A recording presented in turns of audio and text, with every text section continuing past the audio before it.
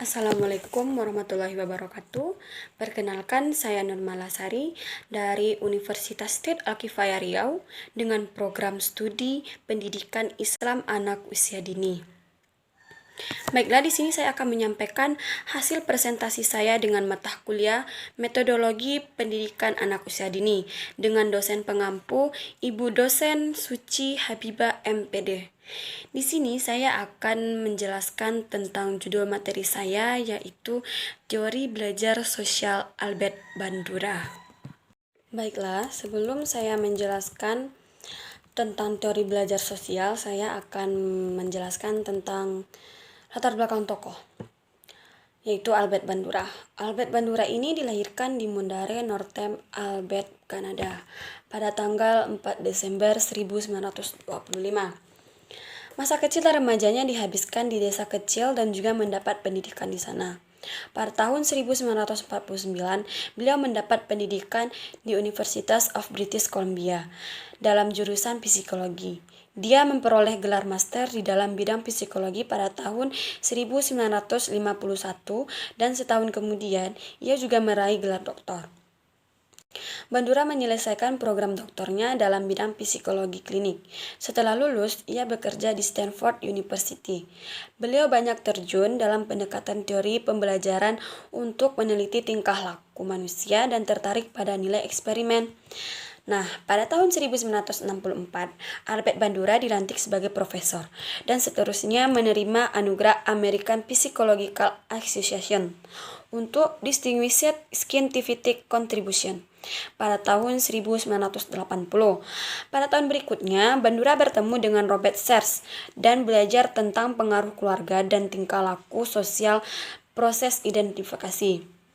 Sejak itu, Bandura sudah mulai meneliti tentang agresi pembelajaran sosial dan mengambil Richard Walters, muridnya yang pertama mendapat gelar doktor, sebagai asistennya. Bandura berpendapat walaupun prinsip belajar cukup untuk menjelaskan dan meramalkan perubahan tingkah laku, prinsip itu harus memperhatikan dua fenomena penting yang diabaikan atau ditolak oleh paradigma behaviorisme. Albert Bandura sangat terkenal dengan teori pembelajaran sosial, salah satu konsep dalam aliran behaviorisme yang menekankan pada komponen kognitif dari pemikiran, pemahaman, serta evaluasi. Nah, itu tadi adalah latar belakang tokoh Albert Bandura. Selanjutnya, saya akan menjelaskan tentang teori belajar sosial. Teori belajar sosial atau disebut juga teori observasional atau teori belajar dari model. Nah, teori ini menerima sebagian besar dari prinsip-prinsip teori belajar perilaku, tetapi memberikan lebih banyak penekanan pada kesan dan isyarat-isyarat perubahan perilaku dan proses-proses mental internal. Teori pembelajaran sosial, kita akan menggunakan penjelasan reinforcement eksternal dan penjelasan kognitif internal untuk memahami bagaimana belajar dari orang lain. Nah, teori belajar sosial ini menekankan bahwa lingkungan-lingkungan yang dihadapkan pada seseorang secara kebetulan. Lingkungan-lingkungan itu kerap kali dipilih dan diubah oleh orang itu melalui perilakunya sendiri. Menurut Bandura, bahwa sebagian besar manusia belajar melalui pengamatan secara selektif dan mengingat tingkah laku orang lain. Selanjutnya, Bandura mengidentifikasi 3 model dasar pembelajaran observasional. Yang pertama model hidup, yang kedua model pembelajaran verbal, dan yang ketiga model simbolik. Nah, ini di sini ada teori peniruan atau modeling. Menurut Bandura, perlakuan seseorang adalah hasil interaksi faktor dalam diri atau kognitif dan lingkungan. Dalam teori-teori ini, beliau telah menjalankan kajian bersama Walter pada tahun 1963 terhadap perlakuan anak-anak apabila mereka menonton orang dewasa memukul sambil menjerit-jerit dalam video. Berdasarkan teori ini, terdapat beberapa cara peniruan, yaitu meniru secara langsung. Unsur utama dalam peniruan atau proses modeling permodelan. 1. Perhatian attention. 2. Mengingat atau retention. 3. Reproduksi gerak atau reproduction. Dan 4. Motivasi. Nah, di sini juga ada ciri-ciri teori pemodelan Bandura. Ciri pertama yaitu unsur pembelajaran utama. 2. Tingkah laku model. 3. Pelajar memperoleh kemampuan. 4. Pelajar meniru suatu kemampuan. 5. Proses belajar meliputi perhatian. Di sini juga ada eksperimen Albert Bandura. Nah, Albert Bandura sendiri, seorang tokoh teori belajar sosial ini menyatakan bahwa proses pembelajaran dapat dilaksanakan dengan lebih berkesan dengan menggunakan pendekatan pemodelan. Nah, selanjutnya ini ada jenis-jenis peniruan atau modeling. Yang pertama, peniruan langsung. Yang kedua, peniruan tak langsung. Dan yang ketiga, peniruan gabungan. Dan yang keempat, peniruan sesat atau seketika. 5. Peniruan berkelanjutan. Nah, jenis-jenis lainnya dari teori belajar Albert Bandura ini ada juga jenis-jenis pembelajaran melalui pengamatan yang biasanya terjadi. Nah, ini terjadi di lingkungan kita. Nah, di dalam teori belajar sosial Albert Bandura ini ada 2 jenis pembelajaran melalui pengamatan. Yang pertama yaitu pembelajaran melalui pengamatan yang dapat terjadi melalui kondisi yang dialami orang lain. Contohnya, seorang pelajar melihat temannya dipuji dan ditegur oleh gurunya karena perbuatannya, maka kemudian dia meniru akan melakukan perbuatan lain yang tujuannya sama, ingin dipuji oleh gurunya. Nah, di sini juga ada nih implementasi teori Albert Bandura. Dalam pembelajaran penerapan dalam proses pembelajaran dalam kelas antara lain. 1. Penyampaian guru hendaklah cakap dan menarik agar dapat menjadi model bagi siswa. Nah, contohnya itu seperti apa kita sebagai guru, model kita seperti apa, gaya kita seperti apa, tingkah kita seperti apa. Nah, kalau seandainya kita rapi, bagus, disiplin, nah murid kita akan meniru kita. Murid kita akan menjadikan kita contoh. Nah, dan selanjutnya ada demonstrasi yang dilakukan oleh guru hendaknya jelas serta menarik agar siswa meniru dengan cepat. Nah, kita sebagai guru, apalagi guru TK atau PAUD yang mengajarkan anak usia dini, kita itu sebagai guru harus menarik, harus bisa menarik siswa. Bagaimana siswa itu suka dengan kita. Dia ingin meniru kita, dia bisa meniru kita seperti apa kita kepada dia, seperti apa pembelajaran yang kita sampaikan, seperti apa tingkah kita ketika kita belajar dan menerangkan pembelajaran itu kepada dia.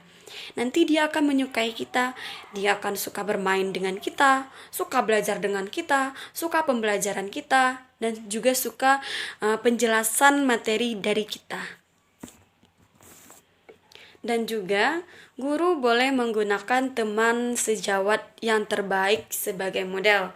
Nah, maksudnya di sini kita sebagai guru, kita bisa mencontohkan guru lain. Misalnya saya guru nih, saya mempunyai teman saya juga guru, dan dia ini akan saya jadikan model terbaik. Model terbaik saya untuk saya menjelaskan kepada anak didik saya. Dia misalnya baik tingkah lakunya, dia sopan anaknya, dia bisa disiplin waktu, disiplin pekerjaan, dia pokoknya disiplin.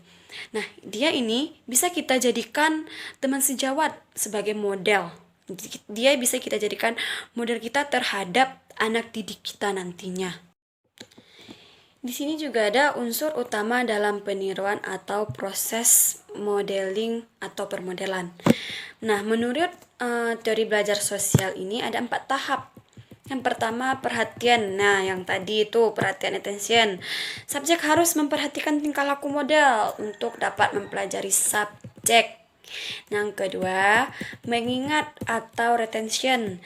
Subjek yang memperhatikan harus merekam peristiwa itu dalam sistem ingatannya. Ini membolehkan subjek melakukan peristiwa itu kelak bila diperlakukan atau diingini. Kemampuan untuk menyimpan informasi juga merupakan bagian penting dari proses pembelajaran. Yang ketiga, reproduksi gerak atau reproduction. Setelah mengetahui atau mempelajari sesuatu tingkah laku, subjek juga dapat menunjukkan kemampuan menghasilkan apa yang disampaikan dalam bentuk tingkah laku. Keempat, motivasi. Nah, motivasi juga penting dalam permodelan Albert Bandura karena ia adalah penggerak utama individu untuk terus melakukan suatu atau sesuatu. Jadi, subjek harus termotivasi untuk meniru perilaku yang telah dimodelkan. Yang terakhir yaitu kelebihan dan kelemahan teori Albert Bandura. Kelebihan dari teori belajar Albert Bandura ini lebih lengkap dibandingkan teori belajar sebelumnya. Karena itu menekankan bahwa lingkungan dan perilaku seseorang dihubungkan melalui sistem kognitif orang tersebut.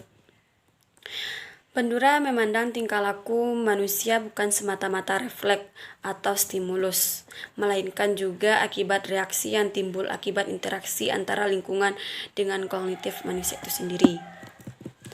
Nah, kelemahan dari teori belajar Albert Bandura yaitu teori pembelajaran sosial Bandura sangat sesuai jika diklasifikasikan dalam teori behavioristik.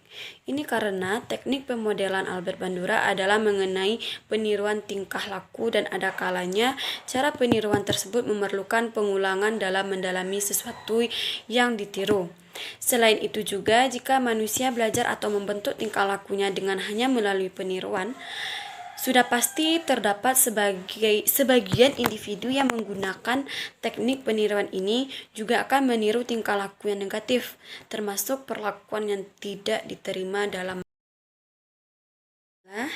Sekian presentasi dari saya tadi. Semoga dengan presentasi ini dapat menambah wawasan bagi para pendengar dan para pembaca.